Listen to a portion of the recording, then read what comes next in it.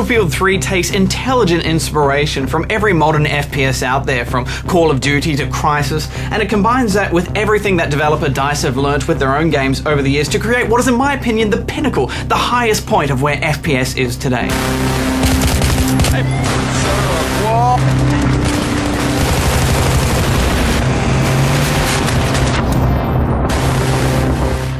Where to begin, Barjo? We should start by saying that we reviewed this on PC, and this is a game that is first and foremost designed for the PC, which is a rare and wonderful thing these days. I mean, make no mistake, this is better on PC in almost every way. Because on console, not only do you take a graphical hit, but you also can't play the 64-player conquest maps. The maximum of any mode on console is 24 players, which is a shame because a 64-player Battlefield is quite a sight. We got out low. Oh, Dan didn't get out. But DICE have said that this player count compromise is there so they can keep all the vehicles and the map sizes in the game, and that's a small price to pay for action this good. It is quite scalable on PC, but you will want a decent rig to run this, because you just want to make it look good. But let's start with the multiplayer hex, because that's where the real focus is here. Firstly, the vehicles, of which there are many. Jeeps and tanks and choppers and boats, and of course, jets. Oh shit! Vehicles will actually regen health, but take too much damage and you'll find yourself disabled. They're everywhere. They're everywhere. Limiting movement and control. This adds an element of stress where you need to decide if you want to persevere and repair manually or just ditch your vehicle and leg it. If you're in a jet though, ditching is pretty much your only option. Charge has been set. Have I mentioned how much I love jets? Alright. Better hurry though. 13 kills though. Oh shit. There's intense dogfighting, and times where you need to support your troops on the ground. They handle well, but it's good to keep a gamepad handy to switch to. It just adds a whole nother layer of coolness to the battlefield, seeing jets fly about above you. It's so spectacular. The only downside is the ceiling is too low on all the maps for the jets, so if you fly too high, you get stuck in this weird stall where you feel like you're stuck in a sponge, and it just takes ages to get out of it. Yeah, it's possible that that's there just to keep you in the action, or maybe it's a resource thing, I don't know, but it drove me a bit nuts as well.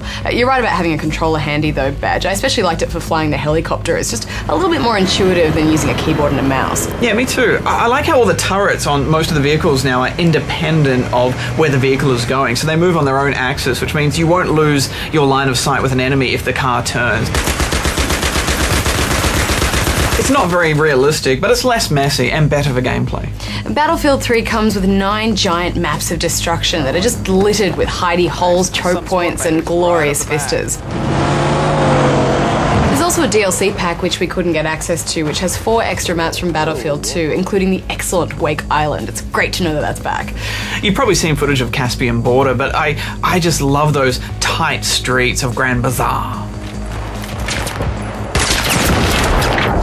So many tactics to try and get through those little areas. I thought there would be more tactical destruction in these smaller maps. It doesn't seem like there's as much as there was in Bad Company 2, but perhaps more will reveal itself in time.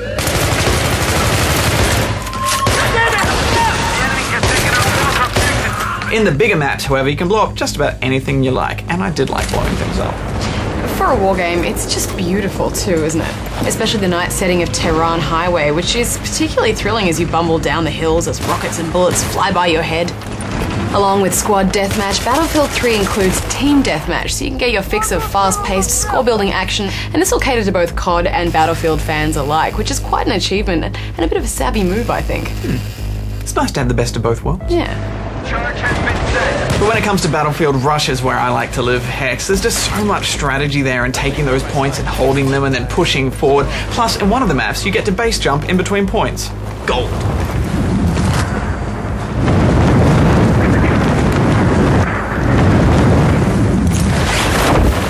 I could base jump forever and be happy, Barjo. But what did you think of the unlock system? I love it. The more you use a class, a weapon, or a vehicle, it will unlock more specific gadgets and more weapons for that particular thing. What it means is it rewards you for the way you like to play, which makes sense. We've only had limited sessions with the online so far, but we got to play with accessories like grips for stability, tactical torches, a variety of scopes, and my personal favourite, the secondary shotguns. And the smoke. The smoke is so good in this. Not only is it incredibly useful for holding down points and busting into an area, I think my personal highlight of the whole experience with this game was dropping down smoke on someone, then running in and just taking people out and then busting away. I wasn't a big fan of the tactical torch effect though, Barjo. I mean, even though it does give away your opponent's position, the blinding light just makes it impossible to return accurate fire. Right there. Just an impossible torch. And when you're using it, you might be blinding your teammates, so I'm not sure how useful it's going to be. Yeah, I think it's just going to be there to grief people. It's fun flicking it on and off though. Kind of reminds me of CS. The knifing has been dramatically nerfed though, and at first I was really annoyed by this, but then I came to understand why. So to take someone out with a knife in one hit now, you have to come up behind them, and that's the way you get dog tags. But if you go a front-on assault, you're going to need to do 1, 2, 3, maybe even 4 swipes. I think it's well balanced because it means people aren't just going to cheese you up front and then knife you a couple of times, and it keeps it focused on the shooting. I like the way they've reorganized the classes too.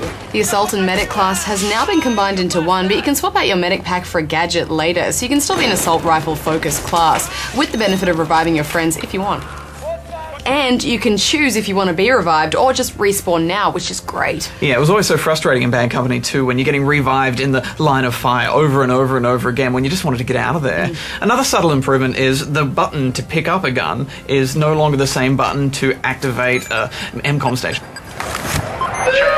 I like that you can spawn directly into a jet on the tarmac, so it eliminates that waiting for a plane situation that was in the previous games. Another big change is the introduction of suppression fire. Getting shot at means your vision will blur and your accuracy will lessen until you move to a safer spot. Dead. And it means you have to move, which keeps the action frantic. And I'm so glad that prone is back. It's perfectly balanced with the animation time and re-equip speed. It just feels natural to dive into cover under a truck or drop to the ground when someone has spotted you. The movement system lets you strafe while running too, and combined with the mantling animation, it makes action feel fluid and fast-paced. There's just so many spectacular moments. Yeah, you know, even 200 hours into Bad Company 2, I was still seeing those jaw-dropping moments, and I think there'll be even more here with all these extra vehicles.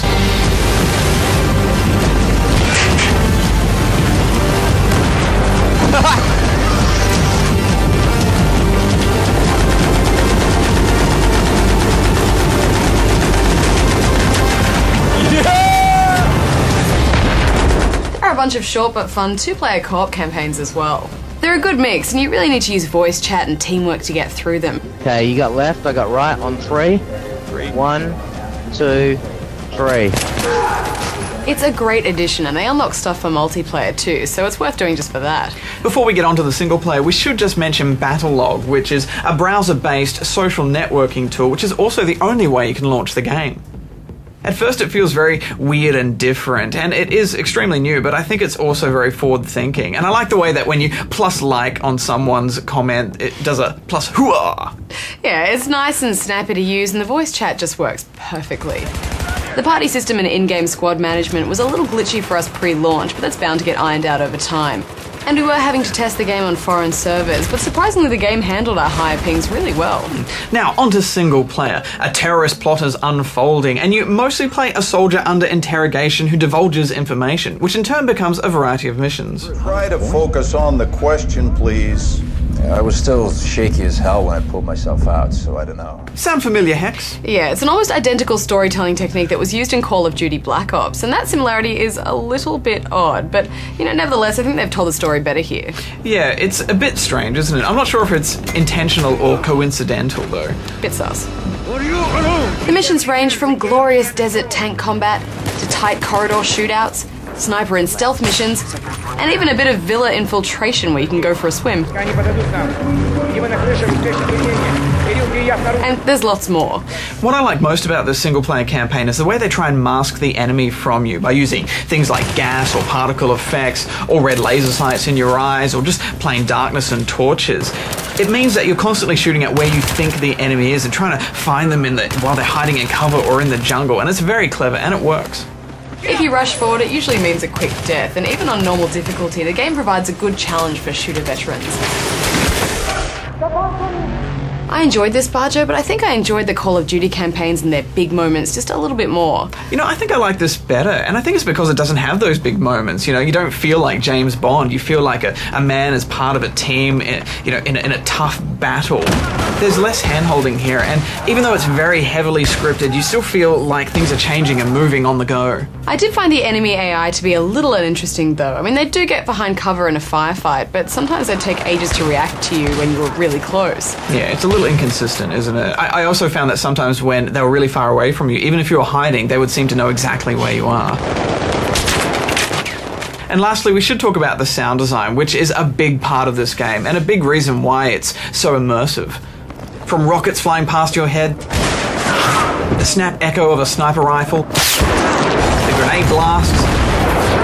I've never heard sound this good in a game, and you just notice it all the time. And from the big explosions to even when you just get into a car and that muffling of the car sounds. It's amazing. Anyway, we should wrap this up. Final thoughts. Well, this is a near perfect FPS when it comes to multiplayer, isn't it? I mean, I never end up spending that much time with shooters online, but I can see and appreciate all the work that's gone into creating what is an incredibly robust and reliable online game. And props to DICE to really listening to their community as well. So I'm giving it 9.5 out of 10 rubber chickens. I love this game. I love it. I just like how the single player highlights the brutality of war in a really mature and adult way, but I also just, that multiplayer, I'm gonna live there forever. So I'm giving this 10 out of 10 rubber chickens. And I know it's not double 10s, but I still brought my own 10 balloon. Just my own little one 10 balloon. So I'll just put him there. So we recently small. spoke to Lars Gustafsson, the creative director of DICE Studios, and he had this to say. In the old days, when we started, it was very much gut feel. If we liked it in the studio, of course, the audience would love it. But nowadays, it's of course a mixture of experience and gut feel. But you do extensive testing nowadays. You're always in communication with the community. And then, of course, extensive telemetry tracking. For the open beta, we could clearly see that DICE gamers are lesser gamers than the community, since they ranked up so much faster. So we need to look at the progression curve on the scoring, since people were just racking up score as totally unexpected. I'm in the jet! I love the jets, and we've had planes there since the very first Battlefield. And I think after Battlefield 2, we ended up with some creative kind of stalemate, where it's kind of, they don't fly fast enough, what should we do with the planes this time around? But it seems like when we started to add the different components in Battlefield 3, it just felt so natural. And I had this religious epiphany the other day when we were sitting and playing Caspian Border, and you see this mayhem going on around you. And I can tell you how much I love the fact that you see really good dogfighting going. You don't even have to be in the planes. Just the ambience it gives to the level when they are fighting up there. We were in the studio slightly sick and tired of all of our games where, especially me, I often use the light machine gun, and you lay down a rain of fire, and then someone pops up and shoots you in the face. And it's kind of, ooh, it's so frustrating. So we started looking at it and came to the conclusion that by triggering effects, sound, etc., when you fire just close enough to the enemy, you start reducing that player's combat efficiency. Not enough so that it becomes annoying, but enough to kind of raise your awareness level on the receiving end and really making you understand that it's time to move.